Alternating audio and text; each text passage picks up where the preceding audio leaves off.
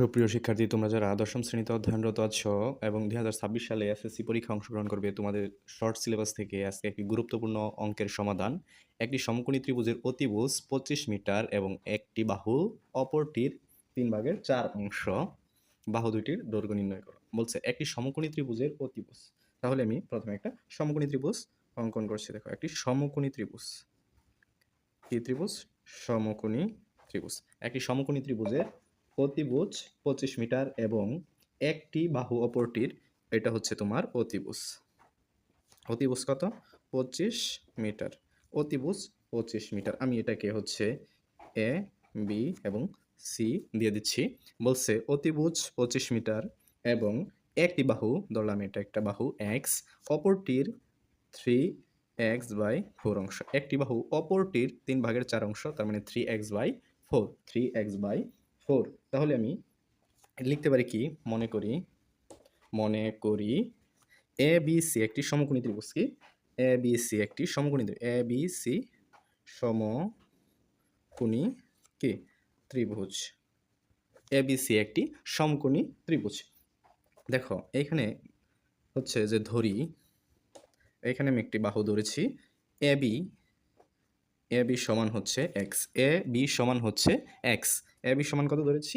X. তাহলে এখানে আমি বি সিটা কত পেয়েছি? বি সি হচ্ছে 3/x/4। 3/x/4। আর এস সির মান কত? এস সিটা হচ্ছে 25। এস সিটা কত? 25। তাহলে এখন আমি এই অঙ্কের সমাধান কি বের করব? দুইটি বাহুর দৈর্ঘ্য। দুইটি বাহুর কি বের করব? দৈর্ঘ্য বের করব। দুইটি বাহুর কি বের করব? দৈর্ঘ্য বের করব। দেখো, তাহলে এখন আমার কাছে হচ্ছে এবিসি যদি সমকোণী ত্রিভুজ হয়, এবিসি কি সমকোণী ত্রিভুজ হয়, এবিসি কি হয়? সমকোণী ত্রিভুজ হয়। তাহলে আমরা পিথাগোরাসের উপপাদ্য অনুসারে জানি অতিভুজ স্কোয়ার এ সি স্কোয়ার সমান লম্ব স্কোয়ার প্লাস ভূমি স্কোয়ার। তাহলে আমি কি লিখছি? দেখো, A B square plus B C square. তাহলে আমরা সমকোণী ত্রিভুজ এ বি সি সমান পেয়েছি এস স্কোয়ার সমান A B square plus B C square. তাহলে এটার যদি আমি কি করি, দুইটা সমান থাকার কারণে ভাগ দ্বারা শুরু করতে হবে। এস সি এর মান কত পেয়েছি? হচ্ছে 25। এস সি এর মান কত? 25 সমান এ বি এর মান হচ্ছে X square plus B C এর মান হচ্ছে 3/x/4 হোল স্কোয়ার। এই মানটা আমি পেয়েছি। এখন 25 হোল স্কোয়ার সমান এক্স স্কোয়ার প্লাস এটাকে যদি আমি স্কোয়ার করি তাহলে আমি পাচ্ছি 9x²। কারণ হচ্ছে 3x² যদি আমি বর্গ করি তাহলে 3 3 9, আর হচ্ছে এক্সকে বর্গ করলে x²। এক্সকে বর্গ করলে কত? x²। তাহলে এখন আমি কি লিখতে পারি? লিখতে পারি হচ্ছে 4 4 16। 25 ইন্টু কত? 25। 25 ইন্টু কত?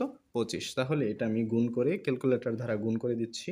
দেখো, এটাকে ক্যালকুলেটর দ্বারা গুণ করলে হয় 625। 625। তাহলে আমি লিখলাম 625 সমান, এই যে এটা কি আকারে আছে? ভগ্নাংশ আকার। যখনই দেখবা কোনো অঙ্কের মধ্যে ভগ্নাংশ আকার আছে তখন তোমার করতে হবে লসাগু। তাহলে আমি এটার লসাগু নামিয়ে দিচ্ছি 16। দেখো, এটার নিচে মনে মনে একটু 1 আছে। কি আছে? 1। তাহলে এটার লসাগু 1 এবং 16 লসাগু 16।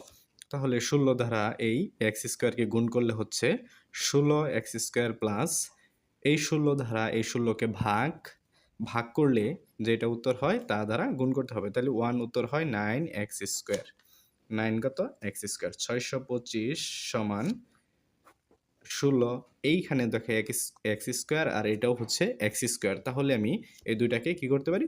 যোগ করতে পারি। যোগ করলে 16 আর 9কে আমি যদি যোগ করি তাহলে পাচ্ছি হচ্ছে 25x²। কত পাচ্ছি? 25x²। দেখো, আমার ওই পাশে ছিল 625 সমান 25x²/16। তাহলে এখন আমি কি করতে পারি? এই যে এটার নিচে 1 ধরলে আমি কি করতে পারি? ক্রস গুণন। দেখো, ক্রস গুণন করতে পারি। তাহলে আমি 625কে 16 এর সাথে গুণ এবং 25x²কে 1 দ্বারা গুণ। কত দ্বারা গুণ? 1 দ্বারা আমি গুণ করে দিলাম। মনে মনে 1 আছে, সুতরাং আমি যদি এখানে 1টা না লিখি তবুও আমার সমস্যা নেই, কারণ এখানে তো আর ওয়ানটা নাই, শুধু আমি মনে মনে ধরছি যে এখানে ওয়ানটা আছে। তাহলে যেহেতু আমার এক্স স্কোয়ারের মান বের করে এক্স এর মান বের করতে হবে, কতর মান, এক্স এর মানটা বের করতে হবে, তাহলে আমি এক্স স্কোয়ারটাকে রেখে 625 ইন্টু 16 ভাগ হচ্ছে 25, তাহলে এই পাশে শুধু আমার থাকতেছে এক্স স্কোয়ার। কি থাকতেছে?